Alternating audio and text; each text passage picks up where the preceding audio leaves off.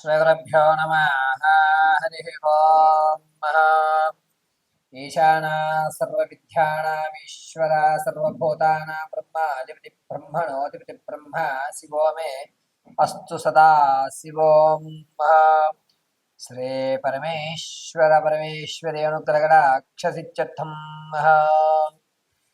అందరికీ కూడా జూలై నెలలో జరిగేటువంటి విపత్తులు ఏమిటి, వచ్చేటువంటి ప్రమాదాన్ని ఏ విధంగా ఆపాలి, అసలు ఏ ఏ తారీఖుల్లో ఈ మేషం దగ్గర నుంచి ప్రారంభం చేసుకుని మీనరాశి వరకు కూడా జూలై నెలలో ఏ తారీఖుల్లో ఏ విధమైనటువంటి గ్రహ సంచారం జరగడం వల్ల జరిగేటువంటి అనర్థాలు ఏమిటి, శుభ ఫలితాలు ఏమిటి, అశుభ ఫలితాలు ఏమిటి, ఏ విధమైనటువంటి వ్యక్తిగత శ్రద్ధ తీసుకోవాలి, దేని మీద మనం ఆశ పెట్టుకోవాలి అనేటువంటి విషయాన్ని పంచాంగకర్తలు రచించిన విధంగా పరమశివుడు అనుగ్రహించినటువంటి నాకు ప్రసాదించినటువంటి జ్ఞానాన్ని ఉపయోగించుకుని యథాశక్తిగా ఉన్నటువంటి విషయాల్లో మీరు ప్రమాదాల నుంచి ఏ విధంగా తప్పుకోవాలి, ధనాన్ని ఏ విధంగా మీరు నిల్వ చేసుకోగలుగుతారు, ఆర్థికంగా మీరు ఎప్పుడెప్పుడు స్థిరపడేటువంటి వ్యవస్థలు నడుస్తాయి,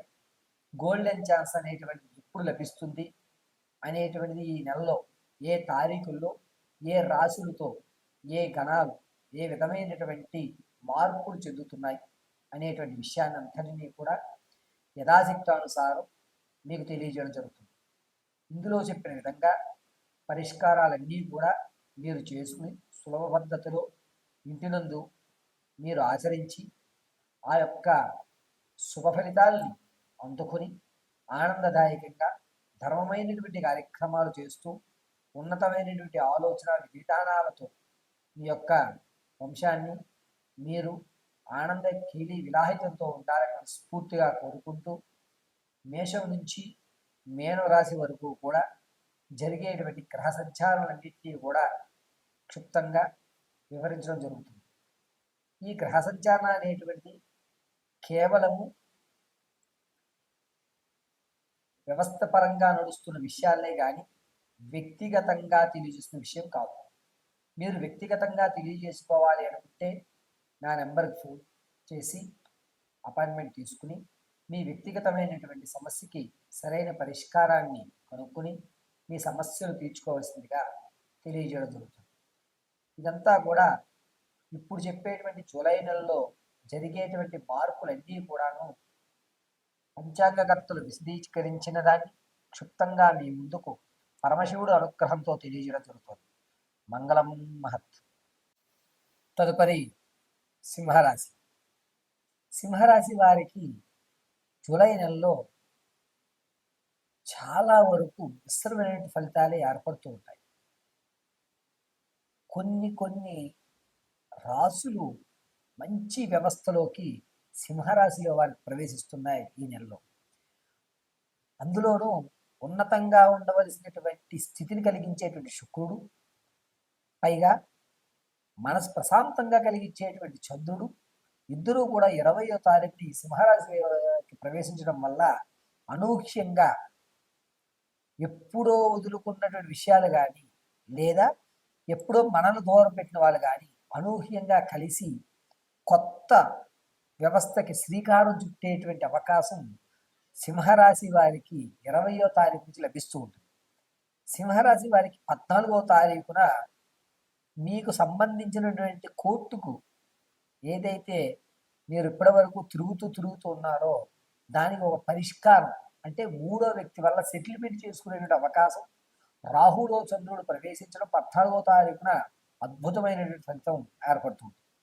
సింహరాశి వారికి 16వ తారీఖున చంద్రుడిలో శని ప్రవేశిస్తూ ఉండడం వల్ల ఈ గొంతు వ్యవస్థ దగ్గర నుంచి కూడా ఈ భుజాల వరకు ఇబ్బందిదాయకంగా కలుగుతుంది. అంటే భుజాలు లాగడం, బరువుగా అనిపించడం, ఎవరో గొంతు పట్టుకుని నొక్కుతున్నారు అనేటువంటి భావనలు ఏర్పడటం, ఇవన్నీ కూడా చంద్రుల్లో శని ప్రవేశించడం వల్ల మానసికమైన ఆందోళన ఎక్కువైపోతూ ఉంటుంది. అంతేకాకుండా 20వ తారీఖున చంద్రుల్లో శుక్రుడు ప్రవేశించి ఇంతకు ముందు మనల్ని విడిచిపెట్టిన వాళ్ళు వచ్చి ఓరి బాబు నువ్వు ఉంటేనే మా వ్యవస్థ నిలబడుతున్నాయి, నువ్వు ఖచ్చితంగా మాకు కావాలి నువ్వు అని మళ్ళా మనల్ని ప్రాధేయపడి ఎక్కడ పోగొట్టుకున్నారో అక్కడ మీ వస్తువులు లభించుకునేటువంటి అవకాశం, ఎక్కడైతే మీ గౌరవం తగ్గిందో అక్కడ మీ గౌరవం పెరిగేటువంటి అవకాశం 20వ తారీఖున సింహరాశి వారికి కలుగుతుంది.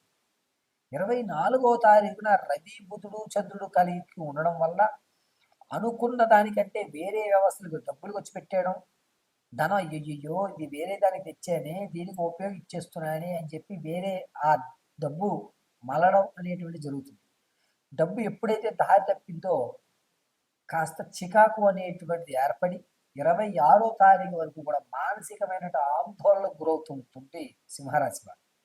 28వ తారీఖుని కేతువులో చంద్రుడు ప్రవేశిస్తూ ఉండడం వల్ల మీరు ఎక్కడైతే గౌరవం నిలబెట్టుకున్నారో దాన్ని రెండింతలు ఎదరికి తీసుకువెళ్ళడానికి 28వ తారీఖున మీ నోట నుంచి వచ్చేటువంటి ఒక ఆలోచన మొత్తం మీ స్థితిని మార్చేటువంటి విధానం 28వ తారీఖున జరుగుతుంది.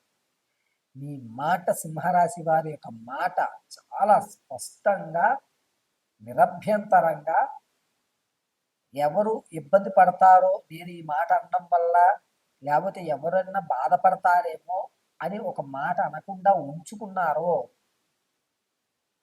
మీరు చాలా పెద్ద తప్పు చేసినట్టే.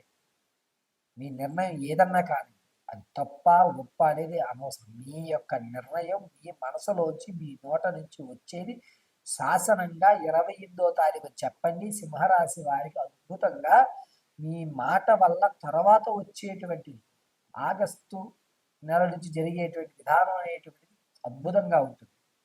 సింహరాశి వారి యొక్క ఆలోచన అంతా కూడాను 24వ తారీఖు నుంచి మారుతూ ఉండడం వల్ల మీ యొక్క స్థితి కొత్త పొంకళ్ళు, కొత్త వ్యాపారాలు, కొత్త వ్యవస్థలకి మీరు శ్రీకారం అనేటువంటిది చుడుతూ ఉంటారు.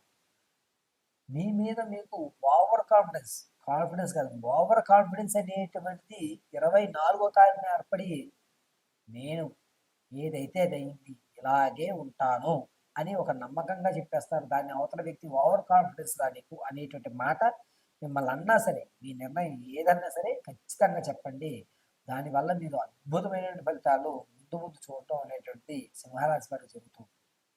సింహరాశి వారికి రవిలో బుధుడు కలిగి ఉండడం వల్ల ఏమన్నా వస్త్రాలు పోగొట్టుకోవడం అనేది జరుగుతుంది. అంటే కొత్త వస్త్రాలను ఏదన్నా ఇబ్బంది పెట్టుకోవడము, చిరిగిపోవడం చేస్తూ ఉంటారు తప్ప ఆర్థికంగా, మానసికంగా ఎంతో ఇబ్బంది పడేటువంటి అవకాశం ఉండదు. చిన్న చికాకులు అనేటువంటివి మాత్రం 20 తారీఖున ఏర్పడుతుంటాయి. అది 24 వరకు కూడా మిమ్మల్ని ఇబ్బంది పెడుతూనే ఉంటాయి.